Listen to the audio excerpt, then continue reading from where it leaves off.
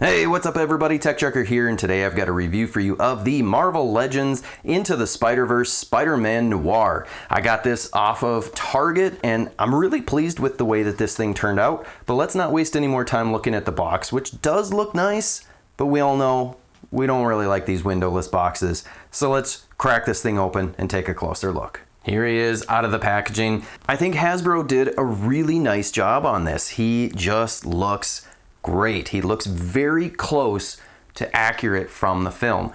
Now there are some things that aren't quite the same from the film. His shirt, it doesn't have any of the buttons like it did in the movie, which I actually am kind of fine with that. It still looks great. I love the cartoon paneling or I guess grid work that they've done on the arms and some on the knees. On the hat, it looks really good. They did a great job with all of that. The jacket looks spectacular. I think they did a great job with the collar. I think the flourish that they've got on there also looks very nice. I'm very impressed with what they did. The negatives though, there's a few. Number one, the jacket, it's too rigid. I really wish that it had a little bit more give to it because it does get in the way of some of the articulation. I love the fact that we've got pinless technology on all of the joints. This is my first Legends figure that is pinless, and I'm digging it. I am really digging it. The head sculpt with this and the hat just look so impressive. I love the way that this turned out. I couldn't be any happier. Now the other figure that comes in this set is Spider-Ham, and this one is disappointing. We already got this with Spider-Gwen from the last Spider-Verse wave, and they didn't make any changes to it. Now if this is the first time you've gotten this one, it's fine. It looks nice enough. The paint is decent. The lines are sculpted in, but there's no paint really on those lines.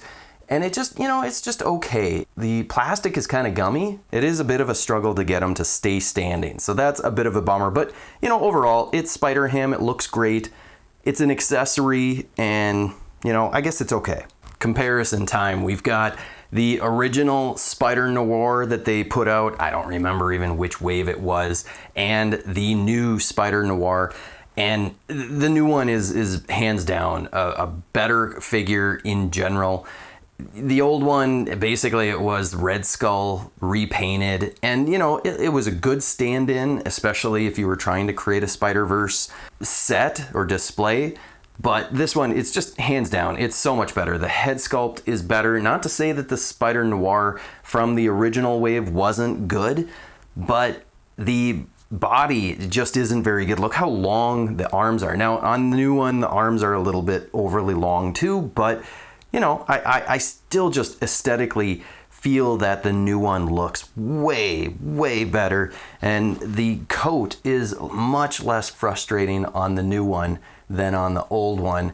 Even though they're both still very stiff, this one just is much better, and I like the way that it looks a lot more. This new one is definitely replacing my old one in the Spider-Verse display, and I may actually just sell this old one. I don't have a need for it. So if you're interested, maybe hit me up in my DMs on Instagram. That's typically the best place to get a hold of me. Since we did a comparison of the old Noir, we should do a comparison of the two Spider-Hams.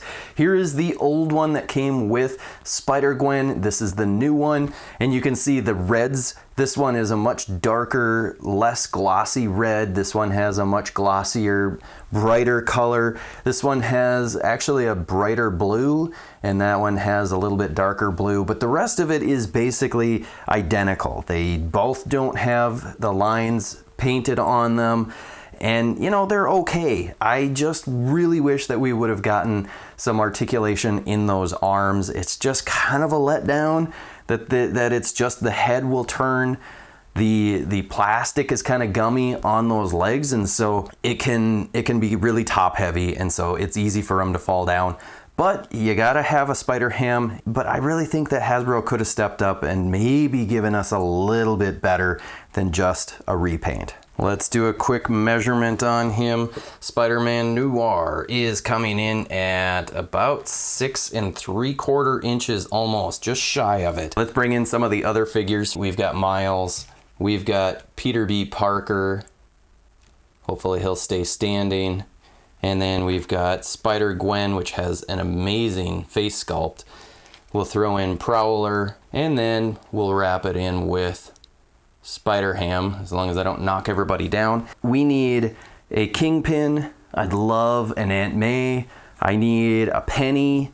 And who else do we need? We need a bunch of them. I think that this is a good start to the set. And then we'll throw in Deadpool just because.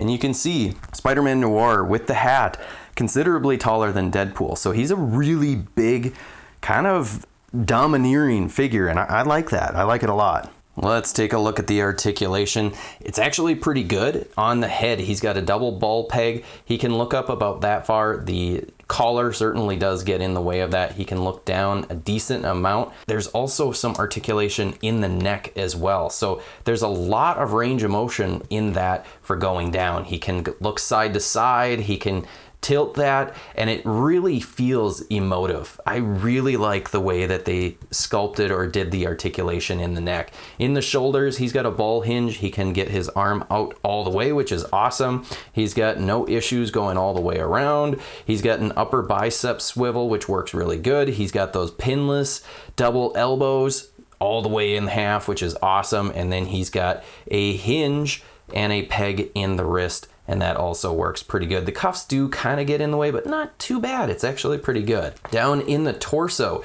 he's got a hinge, and he can actually go forward quite a bit, which is awesome. I really like that. Because of the jacket, he can't really do much of anything going back, but he can swivel. That is working really good. And then down in the hips, he's got that range of motion, which is pretty darn awesome. He can kick forward a really good amount. That's awesome. He can kick back a decent amount.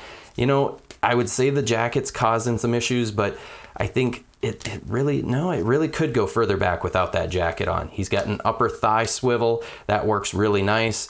And then he's got double jointed knees. Those also work really good. The only issue with the knees is they're kind of ugly.